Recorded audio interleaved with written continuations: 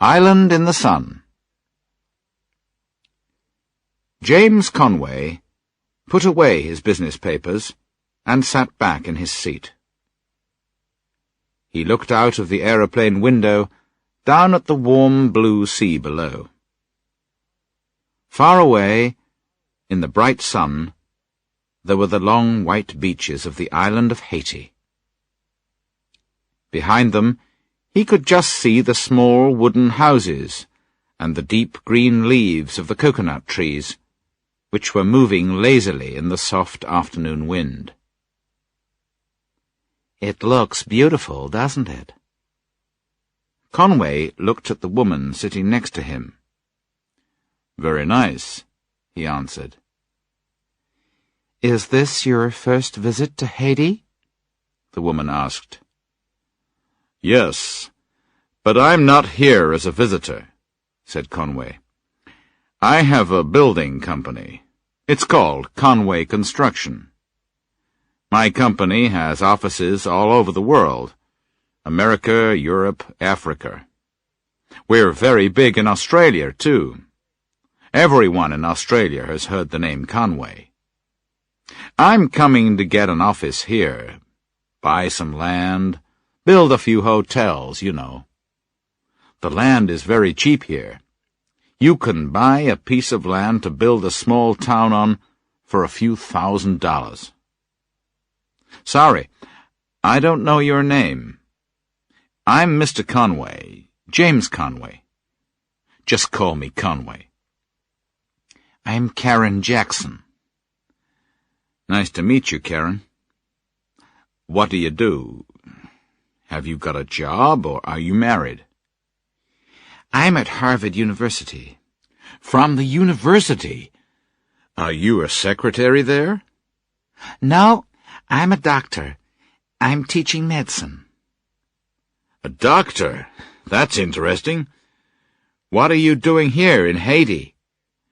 Are you on holiday? I know you teachers get long holidays." Karen Jackson was beginning to dislike the man. "No," she said. "I'm going to work in the hospital at Port-au-Prince. And while I'm here, I'm going to do some work for my book." "Are you writing a book? What is it about?" "Voodoo." "Voodoo?" laughed Conway. "Are you telling me that someone is paying you to come here and write about voodoo? I know Haiti is not America, but voodoo? I thought people stopped believing in that years ago." "Oh, no," said Karen. "People still believe in it.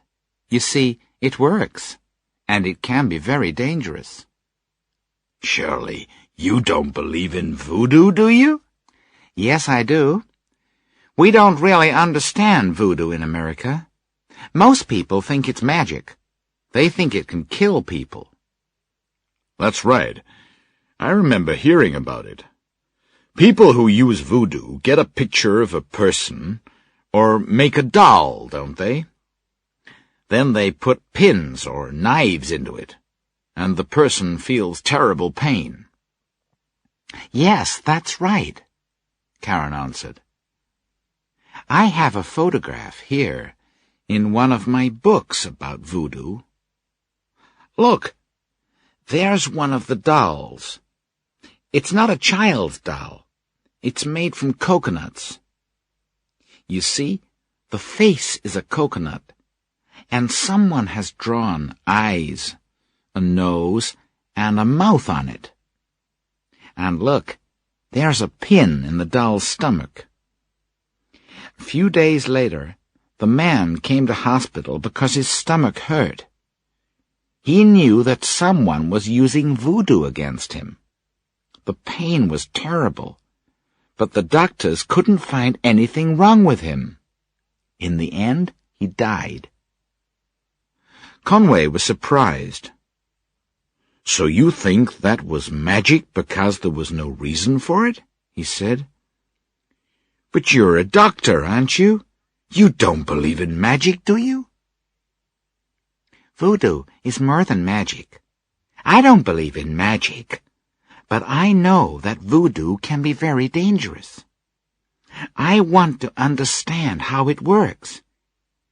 Here in Haiti, there are still a few people who know how to use voodoo. They are called Houngans. There are still a few Houngans in the villages in the country, and that's why I'm here. I want to meet some of them and talk to them. Of course, they aren't all bad people.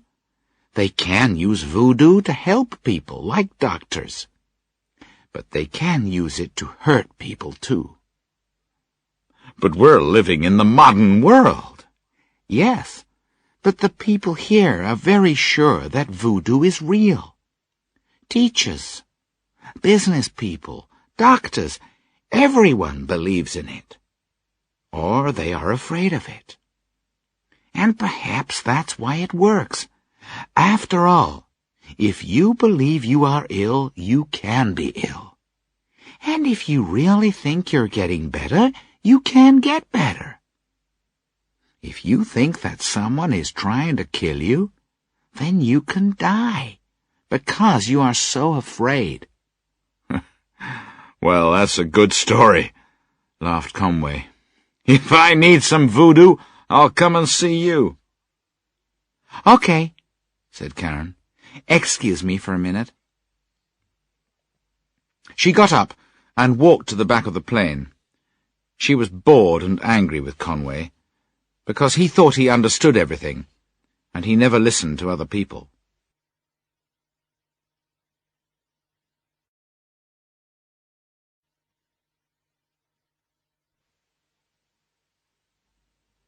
Chapter 2. The Book of Baron Samedi. While she was away, Conway looked at the open book on her seat. There was a picture on the page which showed a black man with open eyes and bright white teeth. He was laughing, but he looked frightening and dangerous.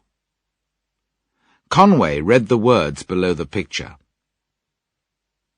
Baron Samedi, the strongest and most dangerous of all the Voodoo Houngans.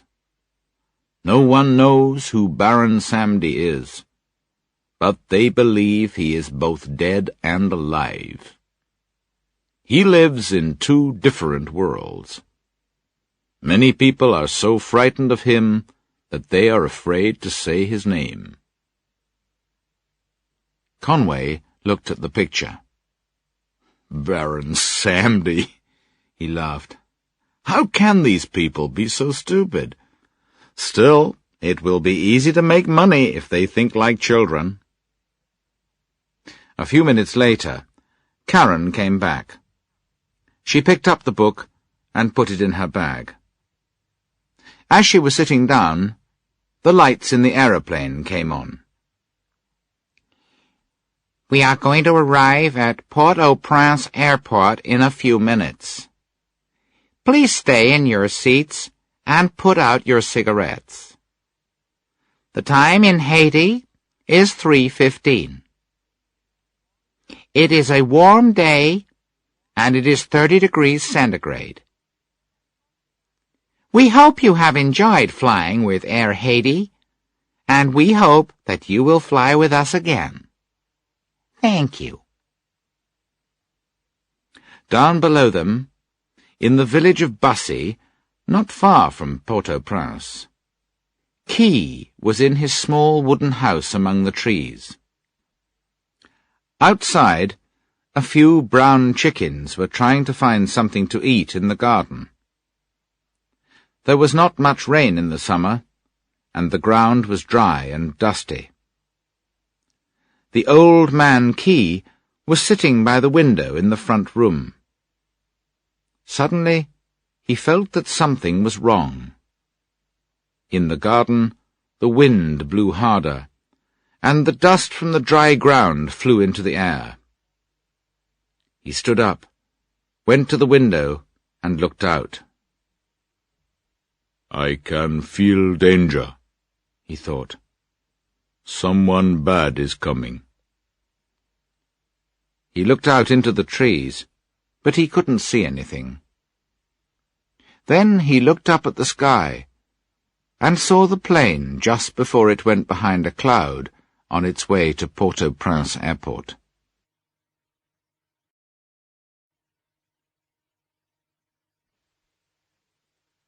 Chapter 3.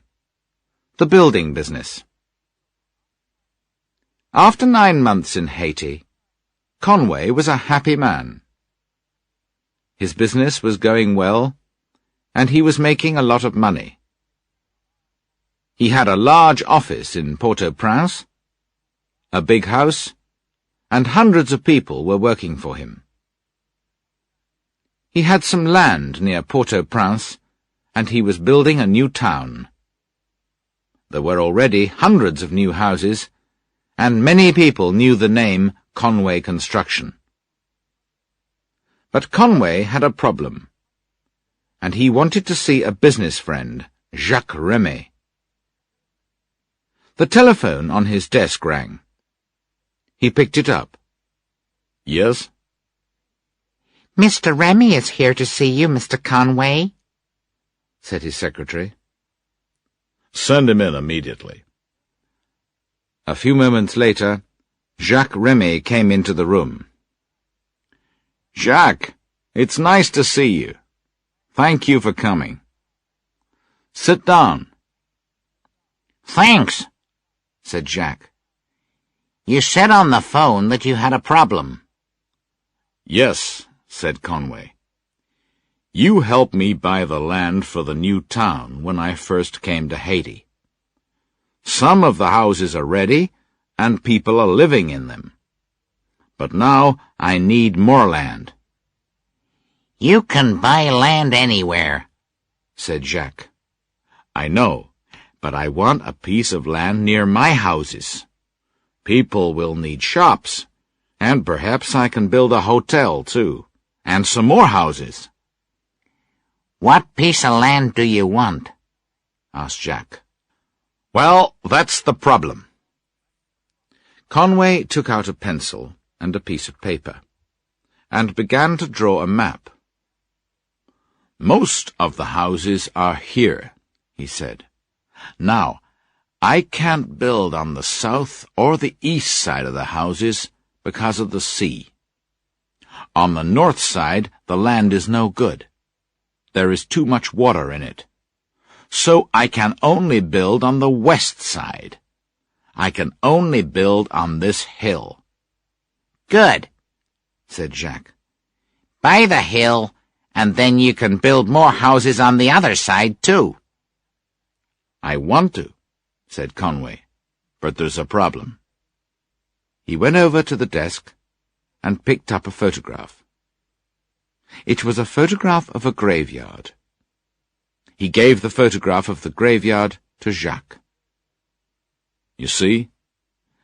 It won't be easy. I want to build on the graveyard. Jacques looked at the photograph carefully. It's very old, he said, and that's good. If only a few people go there, perhaps you can buy it. But if it is new, and a lot of people go there, they will be angry, and it will be difficult to buy it.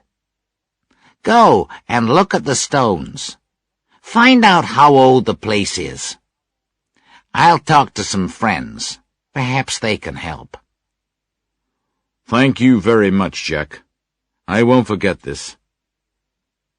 It's nothing, said Jacques. Tell me how old the stones are, and I'll ring you again in a few days.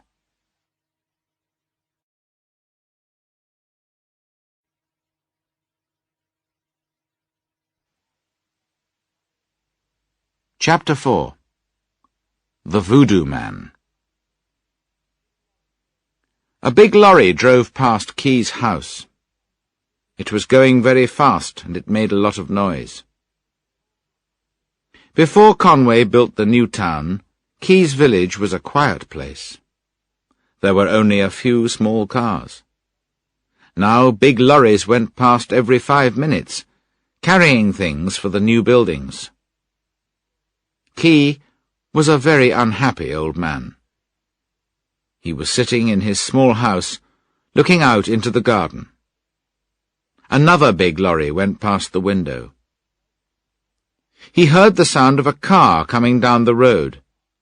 The car stopped near the house, and a woman got out. She was young and well-dressed. She walked up to the gate at the end of Key's garden and waited. Key saw her, and went out of the house, down the wooden steps, and into the garden. "Hello," she said, looking at the old man. "Can I come in?" "Yes, of course," answered Key. "What can I do for you?" The woman opened the gate and came up to Key. "My name is Karen Jackson," she said. "Dr. Jackson. I'm an American. I'm working at the big hospital in Port-au-Prince, and I'm doing some work for my book." "I see," said Key. "But why do you want to talk to me?" "I'm writing a book about voodoo," she said. "Everyone here talks about you. They all say you are the best houngan in Haiti. They say you are a very strong and good houngan, and that you always help people." Key smiled. "I try to help good people," he said. "Come into the house, Dr. Jackson. Let me get you a drink, and we can talk." Key and Karen went into the house and began to talk. Karen told him about her life and her work, and why she was in Haiti. Key told her about his life, and talked for a long time about the old Haiti and the people he remembered. "Everything is changing," he said. "When I was a young man, we lived with our families. We worked in the coffee fields. We helped each other. Friends were more important than money. People were good and kind. But everything is different now. Business people come from America and Europe and start banks and big companies. All the young men go to Port-au-Prince. They leave their villages and their families. They think about money all the time. They don't think about people." "Yes, I know," said Karen. "It's happening in America, too. But you can always find good people if you look for them." "I know," said Key, smiling. "You don't have to go back yet, do you?" "No, not yet. Why?" "There's something that I want to show you. It's a hill outside the village. I often go there when I'm unhappy, or when I want to think.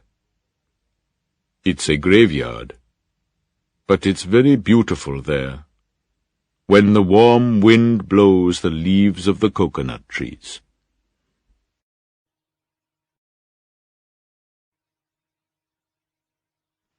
Chapter 5.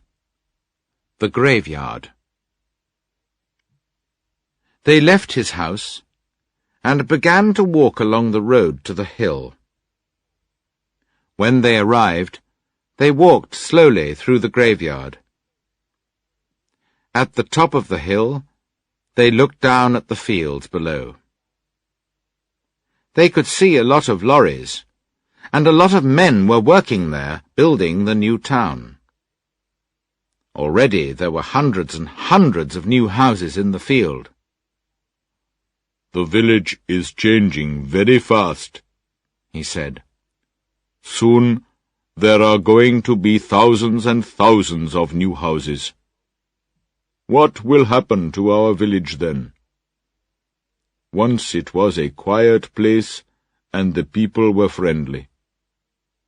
But soon there will be a lot of new people, and busy, noisy roads. I don't want to live in a place like that. Can't you do anything? Can't you stop them? Asked Karen. Me? No. What can I do? Nothing. I'm an old man, and nobody listens to me. They walked on through the graveyard, and Key said, My grandfather is here in this graveyard. He was my mother's father. I remember the day when he died. I cried for a long time when I saw that big dark hole in the ground, and we put his body in the grave. It was raining. I was 12 years old. My mother and father were with me, and they were crying too.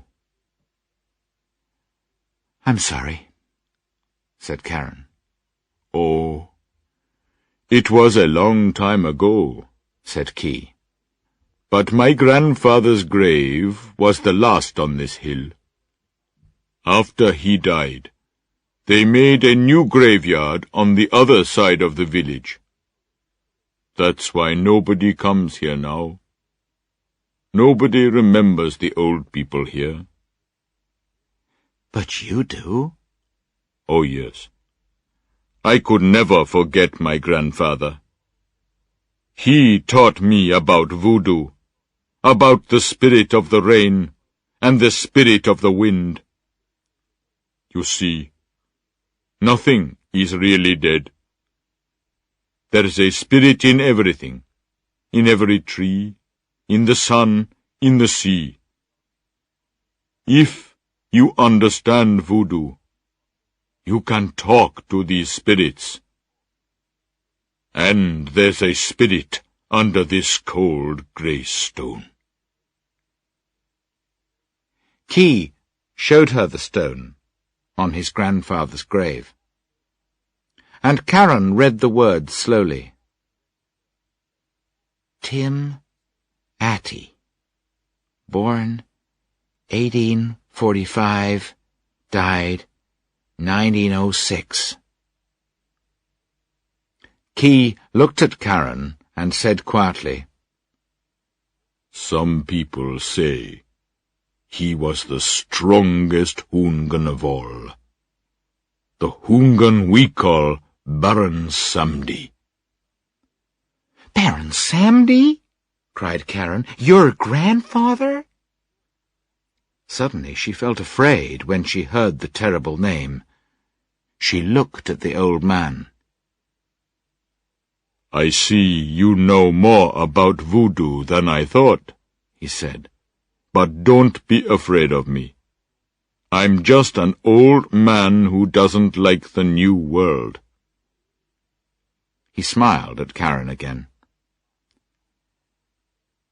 They stayed on the hill and talked for a long time. Then Karen looked at her watch and said, What? Is that the time? I'm sorry, Key, but I must go now. I have to be at the hospital at 4 o'clock. Key got up. Don't worry, said Karen. I can find the car. It's not far. Please stay if you want to. Are you sure? Yes, I know how to get back. Well, then, I think I'll stay a little longer. It was very nice to talk to you. Thank you for talking to me, too. I've learned a lot today. I hope we'll meet again. I hope so, too. Goodbye. Key watched Karen as she walked down the hill. And then he saw two men. They were young, and they were carrying lots of papers. They walked around the graveyard for a short time, looking at the graves and then at the papers. Key went over to them. Good afternoon, he said. Good afternoon, the men replied. What are you doing here? asked Key. We work for Conway Construction, they said. We're building some shops here. And a big hotel, said the other man. Key was very surprised. What? He said. You can't do that here.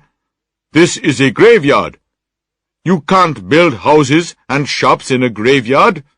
It's a very important place. The two men laughed at him. Don't be stupid, old man, they said. This graveyard is very old. Nobody comes here now. The people in this graveyard died 100 years ago. Key was angry. Don't talk to me like that, he said. My grandfather's grave is here. You're not going to build shops and houses on this land. One of the men said, Yes, we are. This is Mr. Conway's land. He bought it a few days ago. He's going to build shops here, and we're going to help him. No, said Key. That isn't true.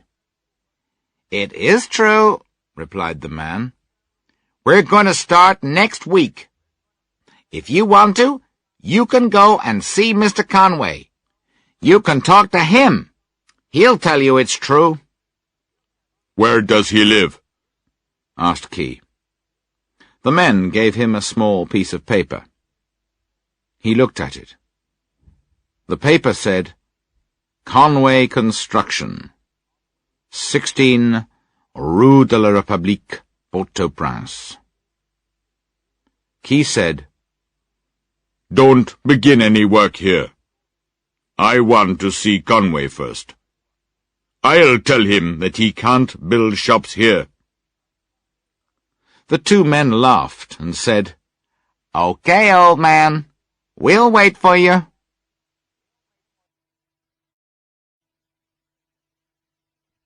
Chapter 6. Conway has a visitor.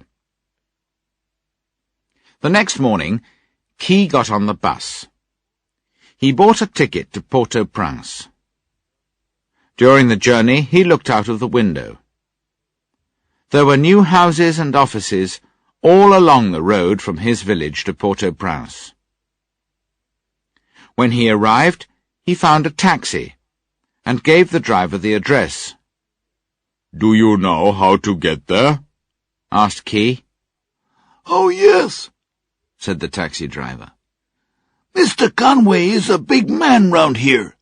Very important. Rich, too. And they say he has a lot of friends. I know, said Key. He sat back in the taxi as it drove away. After a long time, they arrived at the office of Conway Construction. Key paid the taxi driver and went in. Conway's secretary, Marie, was sitting at a desk. She looked at Key. Good afternoon, she said. Can I help you? Yes, said Key. I want to talk to Mr. Conway. What's your name? The young woman asked. Key, he replied. Please sit down, Marie said. Then she picked up a telephone and talked to Conway. There's a man here, she said. He wants to talk to you. She waited for a moment and then said, Key. Mr. Key. No, I don't know who he is. He's an old man. Marie put down the telephone and looked at Key. Mr. Conway is waiting for you, she said. Please go in. Key walked to Conway's door and went in. Conway smiled and said, Good afternoon, Key. My name is Conway. Please sit down. Can I help you? Key was surprised. Then he said, Yes, Mr. Conway. My name is Key. I live in the village of Bussy. Do you? Said Conway. I know the village of Bussy well. It's very nice. We're building a new town there. Yes, I know, said Key. You're building some shops and a hotel there too. But you must not build them on the graveyard. It is a very important place.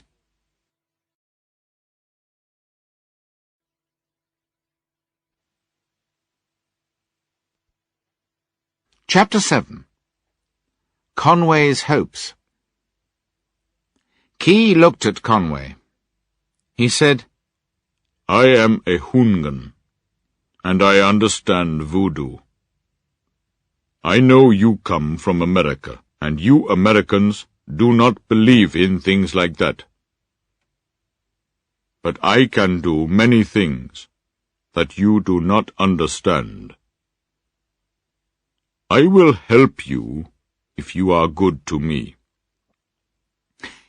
You're very kind, said Conway, laughing at the old man. But I really don't think your voodoo can give me all the things I want in life. What do you want? I want a lot of things, said Conway. Tell me. I want to live in a big house with lots of rooms. That will not be difficult, said the old man. Oh, but I want more than that. I hate housework. I want lots of people to clean the rooms and bring me food. I want to have a lot of money in the bank. Oh, and I don't want to work. I want a lot of things, you see. All right, said Key. You can have those things. That's very kind of you, said Conway, laughing. Now I've got work to do. But Key sat quietly on his chair and smiled. I can see that you do not believe me, he said. You think I'm just an old man who doesn't want to see new shops and houses. Just wait for a few days, and you will see. I'll give you everything that you want. But you must not build shops and hotels in the graveyard. Do you understand? Yes, of course I understand, said Conway. He was beginning to get angry. I won't build shops and hotels there, and you will give me everything I want. Thank you very much for your help. Now, please, get out. I'm a busy man. Goodbye, said Key. Thank you for talking to me. But don't forget, Mr. Conway, you must not do these things. If you do, you'll be sorry. Yes, I understand. Now go, said Conway. Key turned and went to the door. For a moment, as the old man was walking out of the door, Conway remembered the face in the book on the plain. Suddenly, he felt cold and afraid. When Key left the room, Conway picked up the telephone. He talked to Marie. He was very, very angry. "Marie," he shouted, "why did you send that man to my office? He's mad. Coming in here talking about voodoo? Telling me he's going to give me a lot of money? I don't want to see him again. Do you understand? If you make a mistake like that again, you'll lose your job." "I'm very sorry," said Marie. "Good. Now I want to talk to Pierre and Henri. Get them on the telephone for me." He put down the telephone and sat back in his chair. "That man Key is mad," he thought. Then he started to laugh. He thinks he can give me everything I want, he thought. An old man from a village? The telephone rang again. Conway picked it up. "Pierre, Henri, listen," he said. "A few minutes ago, an old man came to my office. He doesn't want any shops or houses in the graveyard. It's possible he'll try to stop us. I don't know what he can do, but perhaps he'll go to the police. Perhaps he has important friends. So, you must start building the shops and the hotel today. Take away all the stones. Cut down all the trees. You must work fast, do you understand?" Conway put down the telephone and thought, "The old man will be angry, but he isn't important. I'll finish building my town, and then I'll be a rich man."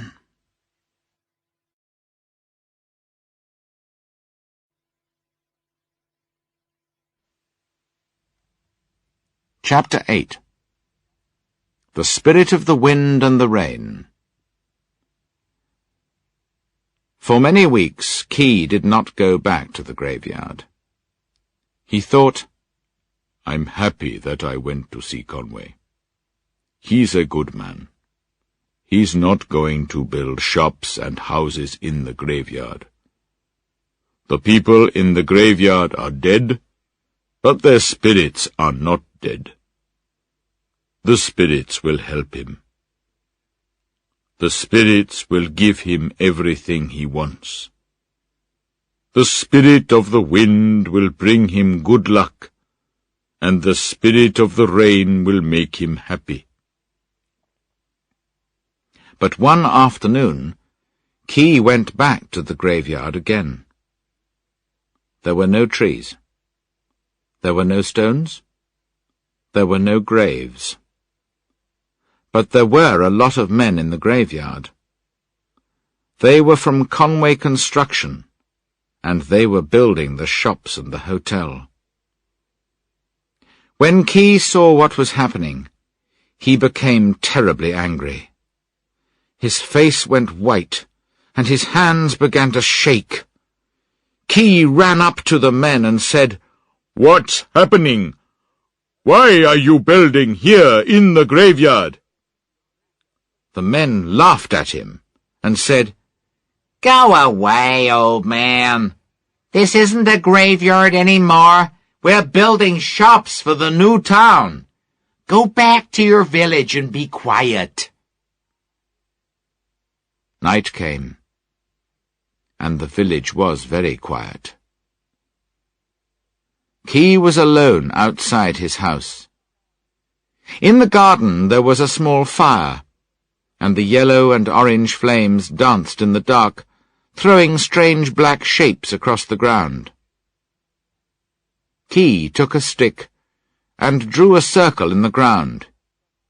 He walked round and round the circle, singing a strange song.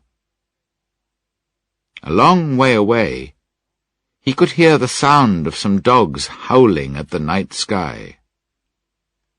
Key began to talk very quietly. He said, "Spirit of the wind, spirit of the rain, listen to me and help. His name is Conway. I saw him a few weeks ago. He said some things to me, but they were not true. Conway is building the shops and hotels in the graveyard. When I saw him, I said, 'I will give you everything you want.' Now, I need your help, because the things I say are always true. I do not want to give him everything he wants, but I must. That is the law of the Houngan. But something bad must happen to him too. Spirit of the wind, spirit of the rain, help me, help me. When Key finished, a cold wind began to blow. It blew through the village, and then the trees began to move in the wind. There were clouds in the sky, and it began to rain. Soon the wind and the rain came to Port-au-Prince. Conway was getting ready to go to bed. Then the wind began to blow, and he began to feel cold and afraid. He looked out of the window. It was very dark, and there were a lot of clouds in the sky. He picked up his clock and put it by his bed because he had to wake up at 7 o'clock. Then he turned off the light. Just before he went to sleep, he could hear the wind and the rain in the garden, and he thought for a moment that he could see the face of an old man at the window. He did not sleep well that night. All night he had bad dreams, terrible dreams. In his dreams he saw Key's grandfather and all the other spirits from the graveyard. He was very frightened of the spirits, and they ran after him in his dreams. He saw their white faces and felt their cold hands. He could hear strange music coming from behind dark trees, and could hear people screaming and laughing and shouting out his name. Ring! It was 7 o'clock. Conway looked at his clock and got out of bed. He brushed his teeth. He was very tired after his bad night, but he washed his face with cold water, and he began to feel much better. He soon forgot about his dreams of Key and the graveyard. He got dressed, and then had some breakfast and opened his letters. At 8 o'clock he got in his car and went to the office. Marie was not there, so he opened the doors and made a cup of coffee. He went into his office and sat down. He was sitting behind the big desk in his office when the telephone rang. Ring! Conway woke up. He was in bed. He looked around the room. What's happening? He thought. Where am I? He picked up his clock. It was 7 o'clock. Conway thought, that was a dream again. In my dream, I got up and went to the office. But it was only a dream, and I'm still at home. How strange. I thought I was at the office.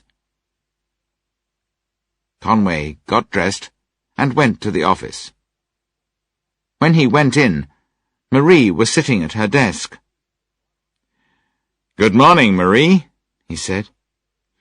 Good morning, Mr. Conway, she said. How are you? "I'm fine," he said. "But I had a strange dream last night.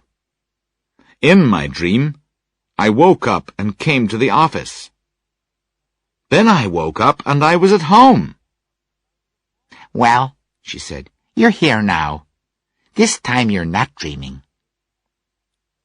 Conway went into his office and started to work. There was a knock on the door. "Come in," said Conway. An old man came into the office. He looked at Conway and started laughing. "Hello, Conway," said the old man. "Do you know my name?" Conway looked at the old man and felt afraid. He knew the face, But where was it from? Whose face was it? Was it from the dream? Or was it from a picture in a book? Was it the face from Karen Jackson's book? I am Key's grandfather, the old man said.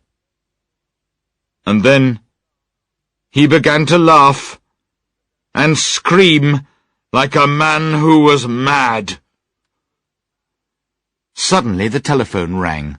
Ring! Conway woke up. He looked round the room. He was in bed. He looked at his clock. It was 7 o'clock in the morning. He thought, I was dreaming again. But what's happening now? Am I sleeping, or am I awake? He was very frightened now. He got up and went to the bathroom to wash his face. He looked into the mirror and screamed.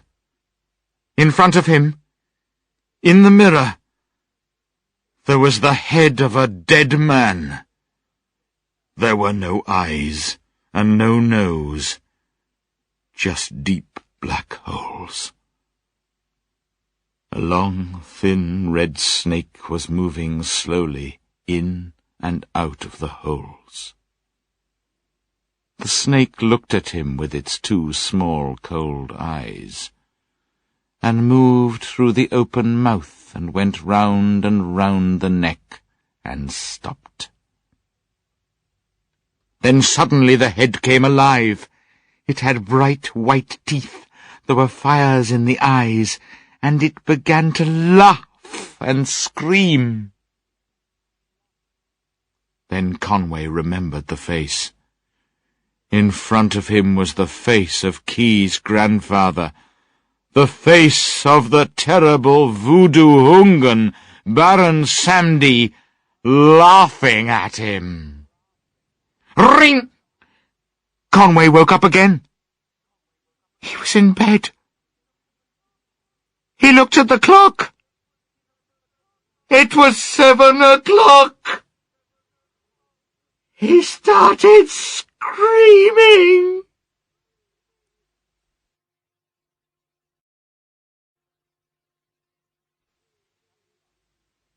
Chapter 9. Voodoo Law. A few weeks later, Key was in the garden outside his house. The village was quiet, and there were no lorries or cars. It was early evening, and Key was giving the chickens some food as the sun went down. He heard a car coming along the road. He stopped and looked up. Karen Jackson stopped the car outside the gate and got out. Key went over to meet her. Karen, he said, come in. It's very nice to see you again. Thank you, she said. They went into the house, and Key gave her a drink. They sat down and talked for a short time. Is something wrong? Asked Key. You look worried, unhappy. Yes, I am, said Karen. That's why I'm here. I want to ask you something. Yes? What is it? Well, there's someone in the hospital who is very sick. We don't know what to do. Can you come to the hospital and help us?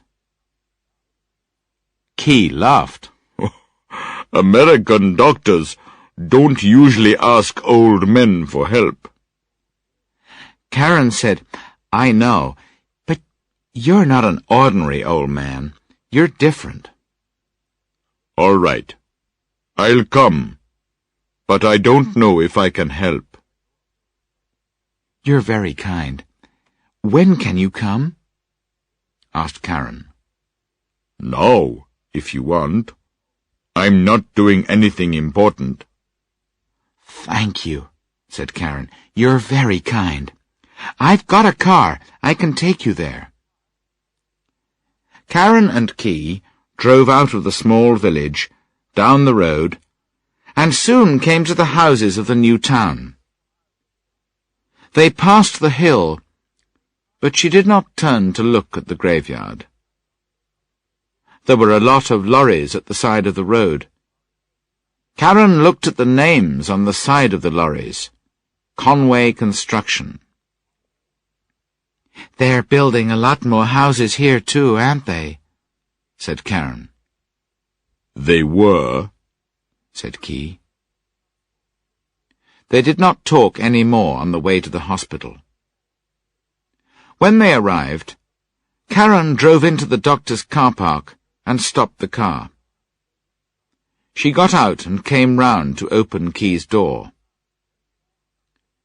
Then they walked up to the front door of the large hospital. The glass doors opened and they went in. As they walked through the hospital, Key noticed the strange smell, the clean white walls, and the big glass doors. When they came to the desk, the nurse said "Hello" to Karen. She went round the desk to look in a book. "Room 473, she said, looking at Key. "It's this way." They walked to the lift, and went up to the 4th floor. The doors opened, and Karen took Key to the room. There was a small window in the door of the room. Karen stopped. "Look," she said. Key looked through the small window into the room. There were no tables or chairs in the room, and there were no other windows. Next to the wall there was a bed. Key looked at the man in the bed. It was Conway.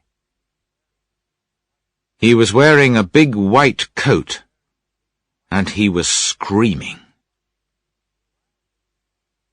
While Key was looking at the man, Karen explained. "His name is Conway. James Conway. It's strange. When I came to Haiti, we were on the same plane. He sat next to me. He wanted to start a business and make money. I didn't like him very much, I can tell you. But he wasn't mad. Look at him now. He's mad, and we don't know why. He doesn't talk to anyone, and he starts screaming when he hears a telephone or a bell ringing. He's afraid of sleeping, too, and we can't do anything for him. Some of the nurses are saying he's like that because of voodoo." "Perhaps the nurses are right," said Key. Then he thought for a moment, and began to smile. "Can you help him?" asked Karen. "I'm sorry," said Key. "I'm not a doctor. But perhaps he's happy here. He has a big place to live in, with lots of rooms. People come and clean the rooms and bring him food. He doesn't have to work, and he's got a lot of money in the bank. Perhaps he has everything he wants." Karen looked at the old man, and for a moment she saw something cold and frightening in his smiling eyes.